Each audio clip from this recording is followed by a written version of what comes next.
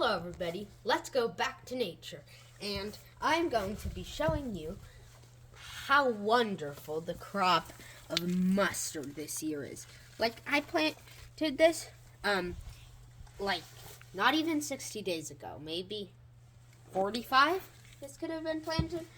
And look at these leaves. It's shading out the broccoli and the Brussels sprouts, which are back there. Like, these are the main crop, the broccoli and the Brussels sprouts, but this mustard really took over. And these fava beans also did. They're the complete opposite side, but just look at me compared to them. They've been growing, like I've seen other people's fava beans this season, and they're like this big. Not even this big. These are growing perfectly. They're huge.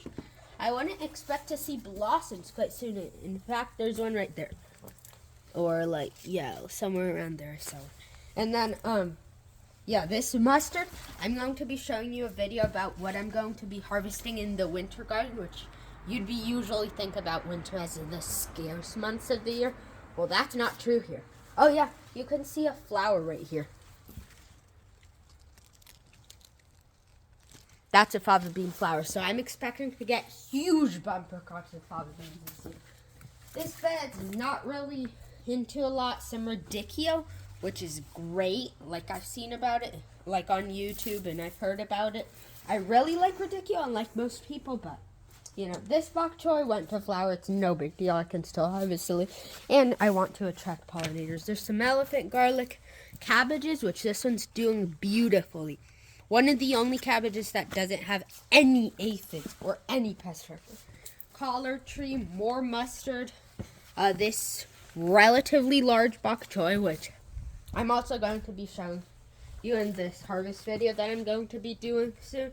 More cabbages, red cabbages, and other cabbages. The celery is also really great. This is my perennial celery, so it's been here for about a year. It's already produced. It just comes back. Like, every summer, it basically dies down. My overwintered peppers, which if you want to, I can show you more about. Onions, garlic.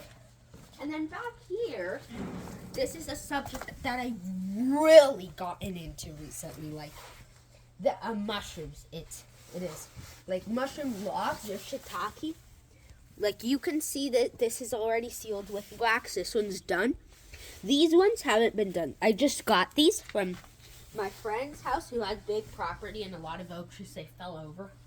And then, so today, this weekend, the package should be arriving tomorrow. So as soon as it gets here, I'm going to be showing you in a relatively long video all about how to grow shiitake mushrooms on logs, because they're great. In mushrooms, they can grow in shady spots, which this is quite shady. I wouldn't be able to grow anything in here.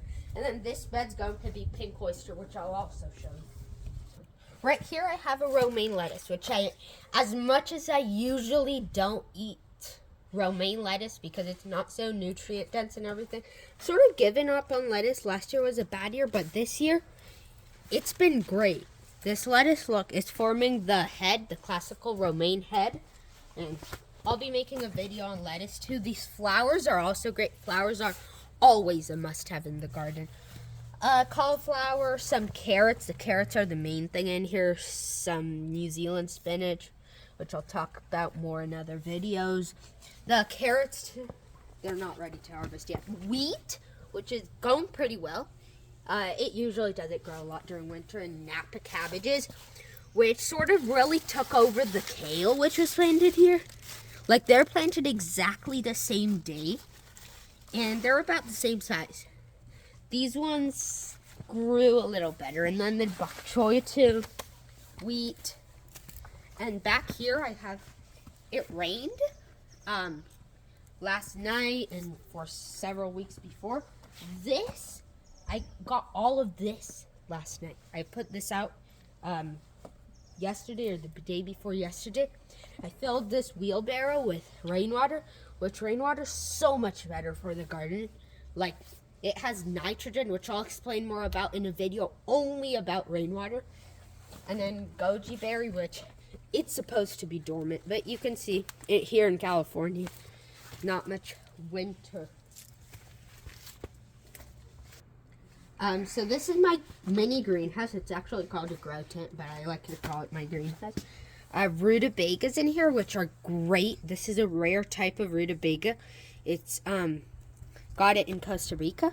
Like, you'd usually wouldn't think of a tropical rutabaga, but it grows really well. This rutabaga, some tomatoes that I've started.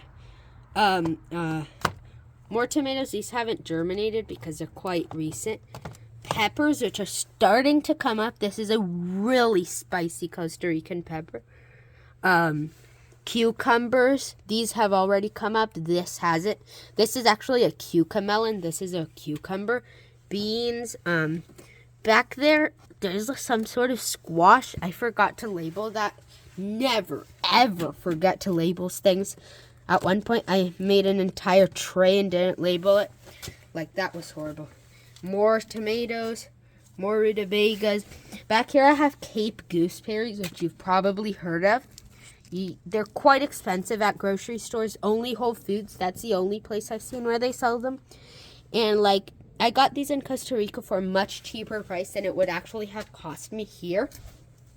Because they charge shipping, Botanical Interests does. And then, yeah.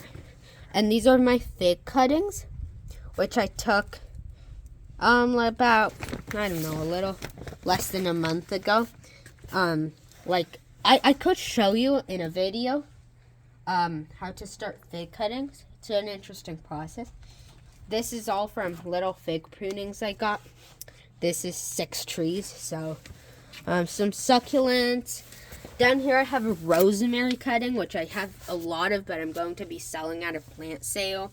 Some Jerusalem sage, some stevia, and some oregano, different types of sage, ornamental plants, which we got at the Berkeley Botanical Gardens. Really interesting with the scientific names and everything. And yeah, so I guess that concludes our tour for today, and thank you very much. Make sure to hit subscribe and like, and thank you very much for watching, and we'll be back with you soon. Thank you.